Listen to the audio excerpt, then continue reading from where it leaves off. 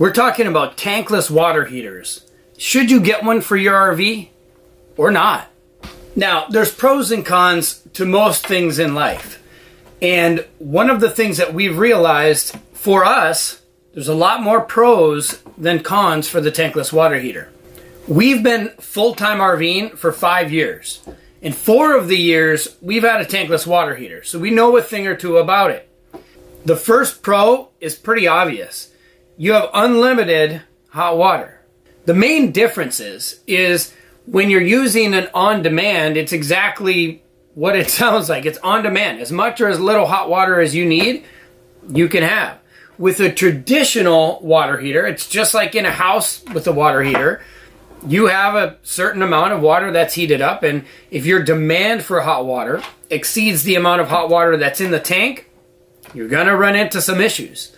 The first pro really doesn't have to do with me, but my wife. I take pretty quick showers. She takes 45-minute showers. It just blows my mind. But with the on-demand water heater, there's no issue. I mean, she can go in there and take a hot bath. She can take a long shower, whatever. With our first RV, which had just a regular hot water heater, we were limited to about 10 or 12-minute showers. Again, it's a non-issue for me, but not only does she like to take long showers, she likes them scalding hot. And there's a technique that's commonly used in the RV industry, especially if you're boondocking. I've heard it called different things. I've heard it called military showers. I've heard it called Boy Scout showers. Essentially, you get in, you rinse off, you turn off the water, you lather up, you turn on the water, you rinse off, and you're done. So that is pretty much it. And we did have to do that, especially if we were taking back-to-back showers in our first RV. Now, if you're just camping for a weekend or whatever, it's probably not a big deal. If you're full-timing or a seasonal camper, you're probably going to want long hot showers. And now that we've got young kids, we give them baths. We've got a tub in our RV, and they like to take baths. Those aren't cold. So the on-demand water heaters really came in handy for us having the little ones. Another pro is there's no recovery time. So we were just visiting my wife's parents for a while, and everybody was there for the holidays, and everybody was showering back to back to back.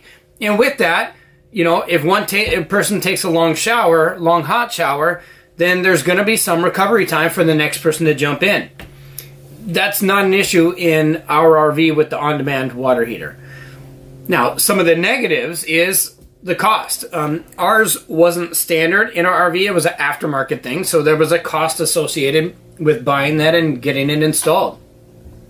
The second thing is we've heard, now this isn't an issue for us, but we've heard people say that it uses more propane. And of course it does, but we fill our propane so rarely, we haven't noticed an increase. I mean, it's a non-issue for us. One thing that could be a negative is if you're boondocking. So you're out in the middle of nowhere and you're trying to conserve water as much as possible because you don't have hookups. There is a little bit of a delay. Now, we talked about that military shower.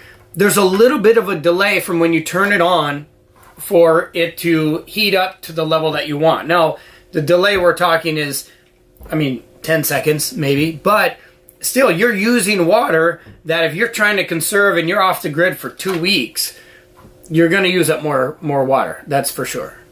One thing that could be a positive or a negative is you can preset the temperature outside of the shower. So, for example, if you like the temperature at 106 degrees, you can set the temperature and then get in and crank it to the hot, and it's going to be that exact same temperature on the same settings every single time. The downside to that is, of course, if you've got different people who like different settings. My wife likes it hotter than me. Well, I'll just have to adjust it. But if the range is too big, let's say I like really cold showers, which I don't, and she likes it really hot. If you have too big of a range, it will mess with the flow coming in through the unit, and you're going to have an issue where it will just completely shut off, and then it's really cold. So again, could be a pro because you could just set it and forget it if you like it the same every time. Could be a negative if you have a huge range of the type of heat that you want coming in from your water. So in summary, if you're going to be a full-timer, if you want to be a glamper, if long showers are really important to you, you're probably going to want to get a tankless water heater. If you're going to be a weekend warrior, or just go out with your family a couple times a year on vacation, just the regular water heater is going to be perfectly fine for you. And again, they're great. It just, if you're like my wife who likes 45-minute showers, you're not going to have that. And that's okay. But if you want that, you better get a tankless water heater.